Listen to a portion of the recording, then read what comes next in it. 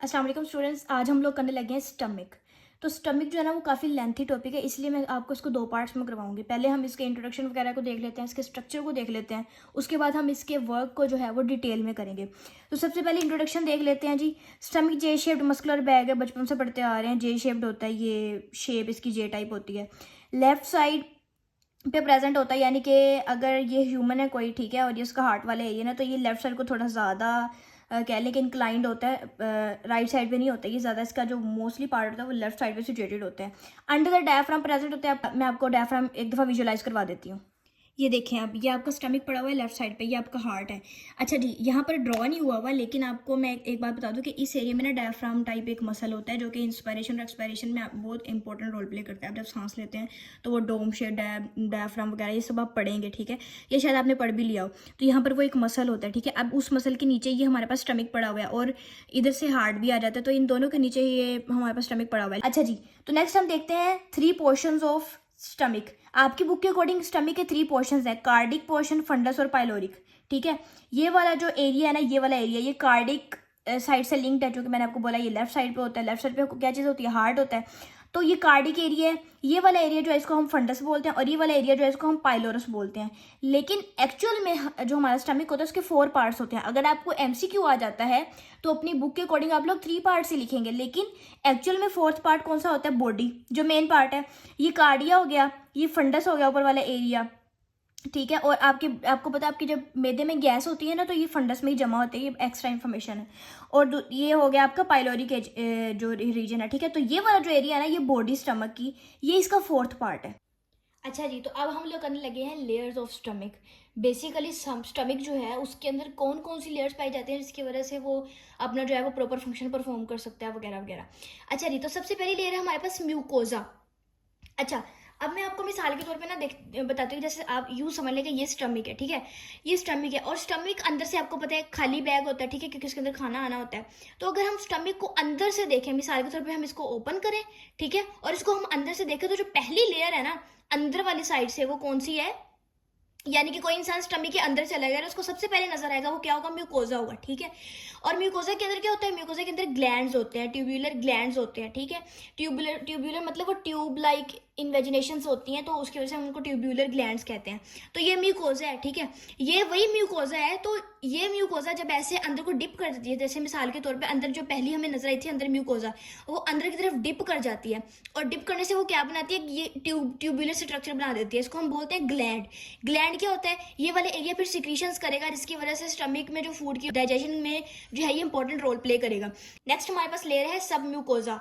सब म्यूकोजा जो है ना, जैसे म्यूकोजा मैंने आपको बोला है कि म्यूकोजा अंदर वाली पहली लेयर होती है, तो म्यूकोजा के फौरन बाद जो नेक्स्ट लेयर, हम अगर म्यूकोजा को उतार दें तो नेक्स्ट लेयर जो है वो सब म्यूकोजा है। जैसे ये स्टमक के अंदर कोई बंदा गया हुआ है, उसको सबसे पहले म्यूकोजा नजर है, और म्यूकोजा के बाहर क्या है? सब म्यूकोजा, यानी कि म्यूकोजा के नीचे, ठीक है, बाहर वाली साइड पे। इसके अंदर क्या होता है? इसके अंदर ब्लड वेसल्स होती हैं। अब स्टमक को काम करने के लिए ब्लड भी चाहिए, ऑक्सीजन भी चाहिए, तो वो ब्लड वेसल्स के जरिए से ब्लड लेता है और अपना काम करता है, ऑक्सीजन वगैरह लेता है, डिफ्यूजन वगैरह होती है फिर वहां से, और वो अपना काम करता है, ठीक है।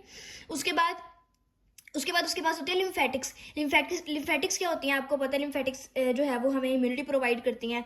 इसके अलावा लिम्फेटिक्स जो है वो जो एक्स्ट्रा हमारे पास इंटरस्टिशियल फ्लूइड वगैरह को एब्जॉर्ब करती हैं, तो जो काम ब्लड वेसल्स नहीं कर पाती वो लिम्फेटिक्स करती हैं। तो नंबर 2 जो है वो लिम्फेटिक्स होते हैं। Number 3 nerve supply.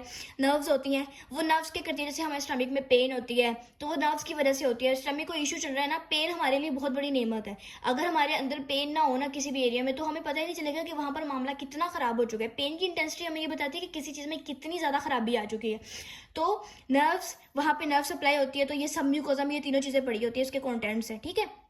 नेक्स्ट आ जाती है मस्कुलैरिस एक्सटर्ना। अब आपको ये पढ़ के सबसे पहले आपके जहन में ये लफ्ज आना चाहिए, ये बात आनी चाहिए कि अगर ये मस्कुलैरिस एक्सटर्ना है तो फिर मस्कुलैरिस इंटरना भी कोई होनी चाहिए, क्योंकि मस्कुलैरिस अकेला भी इसका नाम हो सकता था, तो एक्सटर्ना क्यों बोला? ठीक है, तो एक्सटर्ना इसलिए बोला कि मस्कुलैरिस इंटरना जो है ना वो म्यूकोजा में प्रेजेंट होती है, यानी कि ये म्यूकोजा है ना, एपिथेलियम होती है, उसके बाद जो है ना उसके अंदर मस्कुलैरिस इंटरना होती है, ठीक है। वो मसल की एक छोटी सी लेयर होती है, उसको मस्कुलैरिस इंटरना बोलते हैं, वो म्यूकोजा के अंदर होती है। इसी वजह से म्यूकोजा के बाद सब म्यूकोजा के बाद मस्कुलैरिस एक्सटर्ना आ जाती है, लेकिन आपकी बुक में इसको मेंशन नहीं किया हुआ, आपको पेपर में नहीं आएगा, लेकिन ये आपके नॉलेज के लिए। तो सबसे पहले मस्कुलैरिस एक्सटर्ना अब हम देख लेते हैं। ये हमारे पास जो है वो सबसे पहली स्टमक के अंदर से हम देख रहे हैं, सबसे पहले म्यूकोजा, सब म्यूकोजा, ये 3 लेयर्स है मस्कुलरिस एक्सटर्ना की। अब मैंने आपको ये बताना है कि मस्कुलरिस एक्सटर्ना में जो तीनों लेयर्स की तरतीब है वो जो मस्कुलर लेयर्स हैं 3 तरह की हैं, ओब्लिक, सर्कुलर और लॉन्गिट्यूडनल, ठीक है।